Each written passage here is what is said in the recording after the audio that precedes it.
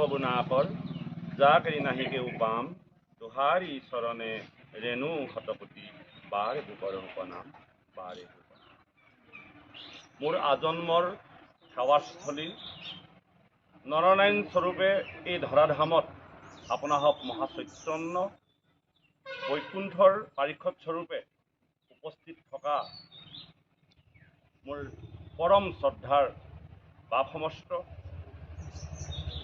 ত্ৰিবেণী গংগা সদৃশ ভক্তিস্বৰূপা মোৰ অতি শ্ৰদ্ধাৰ আৰাধ্যৰ আই সমস্ত দিব্য আত্মাধাৰী কণ কণ শিশুসকল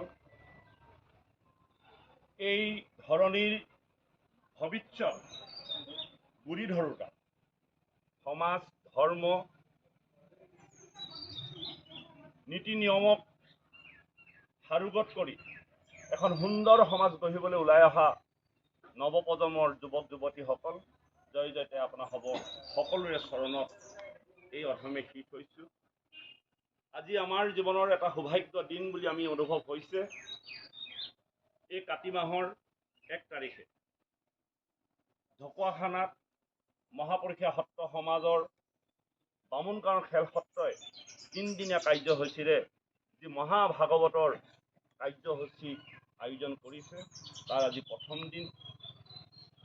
এই কাৰ্যসূচীত আজি প্ৰথম দিনৰ কাৰ্যসূচীত যি ধৰ্মধ্বজা উত্তোলন এই অনুষ্ঠান ভাগি সুদূৰ মৰিগাঁৱৰ পৰা দীঘলী সত্ৰৰ সত্ৰাধিকাৰ আমাৰ পৰম শ্ৰদ্ধাৰ গুৰু শ্ৰীযুত প্ৰদীপ মহন্ত বাপজনাই ধৰ্মৰ ধ্বজা উত্তোলন কৰি খুব সুন্দৰ এটা ব্যাখ্যা আপোনাৰ সবৰ আগলৈ আগবঢ়ালে।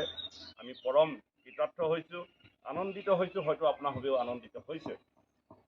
আৰু আমাৰ সবক দুআষাৰ বক্তব্য ৰখাত আমি আপোনালোকৰ শ্ৰীচৰণ লক্ষ্য কৰি ভগৱন্তৰ চৰণ লক্ষ্য কৰি মাত্ৰ দুটামান কথাহে আপোনালোকৰ আগত অৱগত কৰিছোঁ। ধৰ্মক ৰক্ষা কৰিলেহে ধৰ্মই ৰক্ষা কৰিব, এয়াই আমাৰ মূল মন্ত্ৰ। সেই উদ্দেশ্যে যেতিয়াই আমি যিকোনো কাৰ্যত আগবাঢ়োঁ তেতিয়াই আমি সৰ্বপ্ৰথমে মাধৱ নাম উচ্চাৰণ কৰিব লাগে। কৃপালু মাধৱ মহাপুৰুষজনাই লিখিছে, মাধৱ মাধৱ মাধৱ বাসী মাধৱ হৃদি স্মৰণতে মাধৱ সৰ্বে কাৰ্যেষু মাধৱ। অৰ্থাৎ মাধৱ মাধৱ নাম অৱসনত হুমৰয় মাধৱ মাধৱ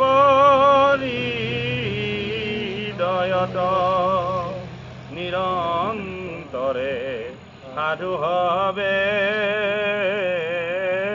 মাধৱ মাধৱ নাম উচ্চাৰয় সমস্তে কাৰ্যত ৰাম উচ্চাৰয় সমস্তে কৃষ্ণ। এই ঘোষাভাষী তাত্বিক সাৰোগত কৰি সৰ্বপ্ৰথমে আমি ভগৱন্তৰ নাম উচ্চাৰণ কৰি মংগলাচৰণ আৰম্ভ কৰোঁ। আপোনালোকে দেখিছে এই দণ্ডডালত বা এই ধৰ্মৰ যিটো খুঁটি তাত 3টা বস্তু আছে। এক হ'ল এখন নিচান, যাক আমি পতাকা বুলি কওঁ, নহয়নে বাৰু? আৰু এটা খুঁটি আছে। এই খুঁটিডালক ধৰ্মৰ খুঁটি বুলি কোৱা হয়। এই ধৰ্মৰ খুঁটিডাল দেখিছেনে আপোনালোকে? দণ্ড হৈ খাৰা হৈ আছে, বেকা বেকি নহয়। ধৰ্মদণ্ড সদায় চিধাকে বনোৱা হয়। অৰ্থাৎ ভগৱন্ত পুৰুষে এই ধৰাধামলৈ আহি দুষ্টক দমন, শান্তক পালন আৰু ধৰ্মৰ জয় কৰিবৰ কাৰণে, ধৰ্ম প্ৰচাৰ কৰিবৰ কাৰণে জগতলৈ যুগে যুগে অৱতাৰ হৈ আহে। আহি তেওঁ এনেকুৱা এটা ধৰ্ম জীৱসমূহক দি থৈ যায় যিটো ধৰ্মৰ জৰিয়তে জীৱসকলে এই সংসাৰৰ পৰা উদ্ধাৰ হ'ব পাৰে। আৰু সেইকাৰণে সেই ধৰ্মৰ যি ব্যৱস্থা ই অচলতলভাৱে থাকে, তাৰ হৰণ ভগন নাথাকে, ক্ষয় ক্ষতি নহয়। গতিকে তেওঁ এটা নিৰ্দিষ্ট স্থানত নিৰ্দিষ্টভাৱে লম্বভাৱে তেওঁ খাৰা হৈ থাকে। আৰু সেই ধৰ্মক কেন্দ্ৰ কৰি বিভিন্ন মাৰ্গত বা বিভিন্ন সিদ্ধান্তত বিভিন্ন ধৰণে ধৰ্মবিলাক আগবাঢ়ি যায়। আৰু প্ৰত্যেক ধৰ্মৰে একোখনকৈ পৰিচয় থাকে, যাক আমি ধৰ্যা বুলি কওঁ, পতাকা বুলি কওঁ, নিচান বুলি কওঁ, নহয়নে বাৰু? যেনেকৈ আমাৰ ভাৰতবৰ্ষৰ এখন নিচান আছে, ঠিক তেনেকৈ অন্যান্য দেশৰ যেনেকৈ পৰিচয় হিচাপে এখন নিচান আছে, ঠিক আমাৰ সনাতন পৰম্পৰা এখন নিচান দিছে, যাক ধৰ্মধ্বজা বুলি কোৱা হয়। এতিয়া কথা হ'ল কি, দুটা বস্তু আপোনালোকক পৰিচয় কৰাই দিছোঁ, কিন্তু আটাইতকৈ সকলোৱে লক্ষ্য নকৰা এটা বস্তু আছে, যিটো বস্তুৱে দুইটা বস্তুকে ধৰি ৰাখিছে, তাকে কৈছে ধৰ্মদণ্ড। যিডাল ৰছীডাল কিন্তু কোনেও লক্ষ্য নকৰে। নিচানখন লক্ষ্য কৰে, ধৰ্মদণ্ডডাল লক্ষ্য কৰে, নহয়নে বাৰু? ৰছীডাল কোনেও লক্ষ্য নকৰে। এই ৰছীডালেই হ'ল পৰম ব্ৰহ্ম পৰমাত্মা। এই পৰম ব্ৰহ্ম পৰমাত্মাই ধৰ্মক খাৰা কৰি সমস্ত জগতত ধৰ্মৰ পৰিচয় কৰাই তেওঁ এই দণ্ডডালৰ জৰিয়তে এই দুটা বস্তু ধাৰণ কৰি এই সকলো হ'লেও এই ৰছীডাল নহ'লে কিন্তু আমি কোনো কামেই সমাধা কৰিব নোৱাৰিম। ই পৰমাৰ্থিত। গতিকে আমাক যেতিয়া আপোনাৰ ধ্যান বৰ্ণনা খুব ধুনীয়াকৈ আপোনালোকে পাইছে, তাত 5টা বস্তু তাত উল্লেখ আছে। ভগৱন্তৰ ৰূপ বৰ্ণন কৰি পদৰ পৰা মস্তকৰ পৰা পদলৈ আনি 5টা কথাত চিন্তা কৰিবলৈ কৈছে। ধ্বজ, ব্ৰজ, পংকজ, অংকুশ, জব। 5টা চিহ্নৰে আজি এটা বস্তু ধ্বজ। ধ্বজ মানে যি ধৰ্ম যোনে যেনেকৈ নকৰে, প্ৰত্যেক ধৰ্মৰে একোটা পৰিচয় আছে। আমি মহাপুৰুষীয়া সত্ৰ সমাজ হিচাপে পৰিচিত হৈছোঁ জগতত। সেই মাৰ্গেৰে আমি আগবাঢ়ি গৈছোঁ। কোনোবাই হয়তো বেলেগ বেলেগ ধৰ্মৰ নাম দি আগবাঢ়ি গৈছে। গতিকে সমস্ত ভগৱন্তৰ শ্ৰীচৰণতে এটা চিহ্ন থাকে, যাক ধ্বজ বুলি কোৱা হৈছে, আৰু সেই ধ্বজেই হ'ল আমাৰ একোটা একোটা ধৰ্মৰ পৰিচয়। এতিয়া আহিলে ব্ৰজ। ব্ৰজ মানে বৰ্জ মানে কঠিন। ইন্দ্ৰই লৈ থকাডালকো বৰ্জ বুলি কয়, নহয়নে বাৰু? এই ধৰ্মটো ৰক্ষা কৰিবলৈ যাওঁতে আপোনাৰ হবে বা আমি দৃঢ়তাৰে আগবাঢ়িব লাগিব, অৰ্থাৎ কঠিনভাৱে। ধৰ্ম ইমান সহজ বস্তু নহয়। যদি ধৰ্ম সঁচাকৈ সহজ বস্তু হ'লহেঁতেন, এই জগতৰ সমস্ত জীৱই ধৰ্ম কৰি উদ্ধাৰ হ'ব পাৰিলেহেঁতেন। যদিও ভগৱন্ত পুৰুষে গুৰুৰ মাধ্যমেদি একশৰণ হৰিনাম ধৰ্ম প্ৰচাৰ কৰিছে, এই একশৰণ হৰিনাম ধৰ্ম ৰক্ষা কৰাটো ইমান সহজ নহয়। দেখাত সহজ, নাম গাইছোঁ, কীৰ্তন কৰিছোঁ, নহয়নে বাৰু? খুব সহজ। কিন্তু সহজ হ'লেও এই একশৰণ হৰিনাম ধৰ্ম হৃদয়ত কঠিনভাৱে দৃঢ়তাৰে ধৰি ৰখাটো বৰ জটিল। যিটো ভক্ত প্ৰহ্লাদে আমাক দেখুৱাই থৈ গৈছে, যিটো ধ্ৰুৱৰ চৰিত্ৰত আমি দেখিবলৈ পাওঁ। কিমান কঠিনভাৱে ব্ৰত কৰি, কিমান কঠিনভাৱে চিন্তা কৰি তেওঁ ধৰ্ম ৰক্ষা কৰিলে, যাক ব্ৰজ বুলি কোৱা হৈছে। অংকুশ মানে হাতীটো দেখিছে আপোনালোকে? হাতীক কণ্ট্ৰল কৰিবৰ কাৰণে এটা অংকুশ ব্যৱহাৰ কৰা হয়। ইমান এটা ডাঙৰ মদ্যমত্ৰ জন্তু, যিটো লগত আমাৰ মনক মিলোৱা হৈছে।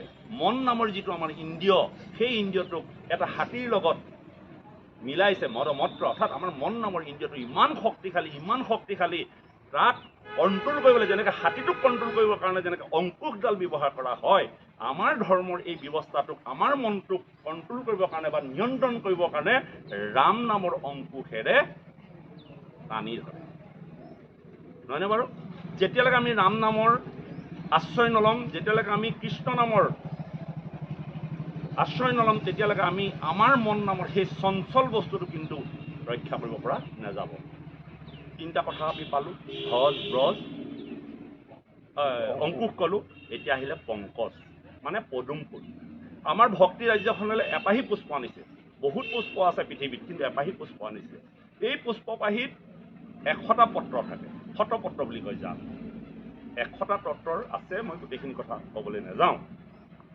পদুম ফুল পাহৰ এটা চাৰিত্ৰিক বৈশিষ্ট্য আছে, যে তেওঁ বোকাত জন্ম হয়, বোকাতেই ফুলে, কিন্তু বোকা আৰু পানীয়ে তেওঁক স্পৰ্শ কৰিব নোৱাৰে। অৰ্থাৎ আমাৰ যিখন বিষয় সংসাৰ, এই সংসাৰখনো ঠিক বোকাৰ নিচিনা, নৰ্দমাৰ নিচিনা, গত্ৰ দুৰ্গন্ধ। কিন্তু ইয়াতে এপাহি পুষ্প ফুলে, যিটো ভক্তিৰ পদুম। যেতিয়া ভক্তিৰ পদুম ফুলপা শতপত্ৰ ফুলি উঠিব, আপোনাক এই বিষয়ী জঞ্জাল বা বিষয়ী যিটো দুৰ্গন্ধময় ব্যৱস্থাত এই পদুম ফুলপাহক স্পৰ্শ কৰিব নোৱাৰে।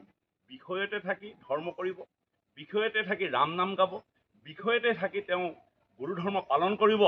একাগ্ৰতা, দৃঢ়তাৰে যদি কৰে তেতিয়াহ'লে তেওঁ সংসাৰৰ যিটো মায়া মোহৰ বিষয় জঞ্জালে তেওঁক কিন্তু স্পৰ্শ কৰিব নোৱাৰে।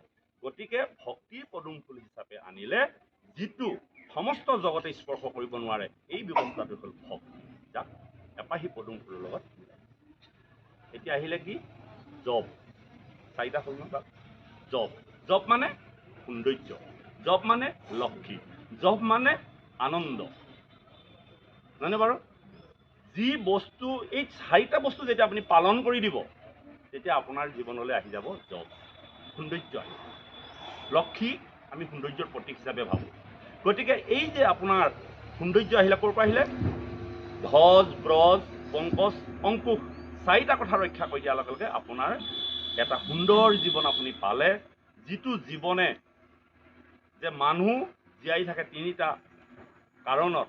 এক হ'ল জন্ম হ'লো কাৰণে জীয়াই আছোঁ, এক হ'ল মৰিব নোৱাৰোঁ কাৰণে জীয়াই আছোঁ, কিন্তু আমি জীয়াই থাকিব লাগে কেনেকৈ জীয়াই থাকিব লাগে এই কথাটো শিকিবৰ কাৰণে এই চাৰিটা বস্তু যদি আমি অনুসৰণ কৰোঁ তেন্তে আমি মানুহ কেনেকৈ জীয়াই থাকি ভৱ সংসাৰখন তৰি যাব পাৰি এই ব্যৱস্থাটো আমাৰ গুৰুজনে আমাৰ আগত দৰ্শন দিছে। ইয়াৰ উপৰিও আৰু পৰমাৰ্থিক কথা আৰু বহুত আছে, সকলো কথা ইয়াত অৱগত কৰিব পৰা নাযায়। যে কি নহওক এইখিনি কথাকে আজিৰ তাৰিখত এই শুভ মুহূৰ্ত শুভ দিনত আপোনালোকে জানক, আপুনি যদি ধৰ্ম ৰক্ষা কৰে ধৰ্মহে আপোনাক ৰক্ষা কৰে। যদি আপুনি মই ধৰ্ম ৰক্ষা কৰিব নোৱাৰোঁ, দৃঢ়তা নাথাকে, খন্তেক ধৈৰ্য ধৰিব নোৱাৰোঁ, তেন্তে ধৰ্মই আপোনাৰ বা মোক কেনেকৈ ৰক্ষা কৰিব? গতিকে এই কথাবিলাক উদাহৰণ হিচাপে আমাক বহুত দিছে। শ্ৰৱণ কুমাৰৰ কাহিনী দিছে, প্ৰহ্লাদৰ চৰিত্ৰ দিছে, ধ্ৰুৱৰ চৰিত্ৰ দিছে, দেৱৰ্ষি নাৰদৰ চৰিত্ৰ দিছে, ব্যাসৰ চৰিত্ৰ আনিছে, শুকদেৱৰ চৰিত্ৰ আনিছে, পৰীক্ষিতৰ চৰিত্ৰ আনিছে। এই চৰিত্ৰবিলাকৰ জৰিয়তে তাৰোপৰি আমাৰ জীৱনলৈ আনিছে যে আমি ভাবোঁ যে সন্ত মহন্ত বা সৎসকলেহে যে ধৰ্ম আচৰণ কৰিব পাৰে, এইটো নহয়। সকলো লোকে ধৰ্ম আচৰণ কৰিব পৰা ব্যৱস্থা আছে। আপোনালোকে ভাগৱতত দেখিব যে অসুৰ কুলত জন্ম হৈ বলিয়েও তেওঁ ধৰ্ম ৰক্ষা কৰি ভগৱন্তক তেওঁ ৰাজ্যৰ দুৱৰী হিচাপে পাবলৈ সক্ষম হৈছিল। কিহৰ কাৰণে? ভক্তিৰ কাৰণে। কায়াধুৱে ভক্তিৰ কাৰণে কি কৰিছিল? এটা সুপুত্ৰ জন্ম দিব পাৰিছিল, নহয়নে বাৰু? এনেধৰণে যদি আপোনালোকে ভাগৱতৰ যিমানবিলাক আমাক উপদেশ প্ৰদান কৰিছে এই উপদেশবিলাক শুনি থাকিলেই নহ'ব। আজি আপোনালোকে ইমান ধুনীয়া এটা অনুষ্ঠান পাতিছে, ইয়াৰ পৰা আপোনালোকৰ লাভ হ'ব লাগিব, লাভ হ'ব লাগিব। আপোনালোকে খোৱা বোৱা অন্যান্য কথা কৰ্মত বা আপোনালোকৰ শিশুসকলক অন্যান্য কৰ্মত মোবাইল পিটিকি থাকিবলৈ নিদিব। আপোনালোকে তেওঁলোকক বুজাওক, তেওঁলোকৰ চঞ্চল মন, তেওঁলোকক অংকুশডাল লগাব লাগিব। আপোনালোকে লগাই পেলাই বহুৱাই খন্তেক হ'লেও 100টা শব্দৰ ভিতৰত এটা শব্দও যদি কৰ্ণেদি স্পৰ্শ কৰে, কৰ্ণপথে ভকতৰ হিয়াত প্ৰৱেশী হৰি দুৰ্বাসনা হৰে সমস্তৰ জলৰ যাতে কমল যেনয় হৰতকালে স্বভাৱতে নিৰ্মল, স্বভাৱতে নিৰ্মল হৈ যাব। শুনোতে শুনোতে শিল ঘঁহি থাকোঁতে ঘঁহি থাকোঁতে হৈ যাব। গতিকে সমস্ত পাপ বৈষ্ণৱক এই শুভ মুহূৰ্তত শুভ দিনত আপোনাৰ হ'বৰ শ্ৰীচৰণ দৰ্শন কৰি দুটা ভগৱন্তৰ কথাৰে আমি আলোচনা কৰিলোঁ। সকলোৱে কৃতাৰ্থ হ'ব। যদি এইখিনি কৈ যাওঁতে কোনোবাখিনি বাক্যবচনে দুখাদোষ হৈছে মাৰ্জনা কৰিব। আপোনালোকৰ পদক্ষেপ আজি এই ধৰ্মধ্বজাই আমাৰ ধৰ্ম হৈ ৰওক। এই ধৰ্মজ্ঞতাতে আজি আপোনালোকে দৃঢ় প্ৰতিজ্ঞ হওক যে ভগৱন্তৰ গুণ নামক আমি হৃদয়ৰ সাৰোগত কৰি যাতে আমাৰ এই ভৱ সংসাৰখন তৰি যাব পাৰোঁ, এই কথাটো আজি এই ধৰ্মধ্বজাৰ তলত থাকিয়ে আপোনাৰ হ'ব প্ৰত্যেকে হৃদয়ত এই কথাটো ভাবক, প্ৰভু শক্তি দিয়া, প্ৰভু তুমি কৃপা কৰা, তুমি শক্তিধৰ প্ৰভু, শক্তি নিদিলে তোমাক ভক্তি কৰিব পৰা আমাৰ ব্যৱস্থা নাই। শৰণ কথা ৰক্ষা কৰিব, গুৰুৰ বাক্য ৰক্ষা কৰিব, এই হ'ব আপোনাৰ হ'বৰ জীৱনৰ ধৰ্মৰ ভতিজা। ইয়াকে কৈ আপোনাৰ হ'বৰ ওচৰত অপৰাধ মাৰ্জনা কৰি আমি এই অপৰাধৰ কোঠাৰে আপোনাৰ হ'বৰ শৰণ সেৱা কৰি আজি আমাৰ বক্তব্য সামৰিব বিচাৰিছোঁ। কৃষ্ণ। অপৰাধ বিনাশন তজু নামে নাৰায়ণ, জানি নামে পখিল হৰণে, আন গতি নাহিকে মৰণে। অপৰাধ ক্ষমা কৰি তুমি দয়াশীল হৰি, মোক ৰক্ষা কৰি ৰাম মোক ৰক্ষা কৰি হৰি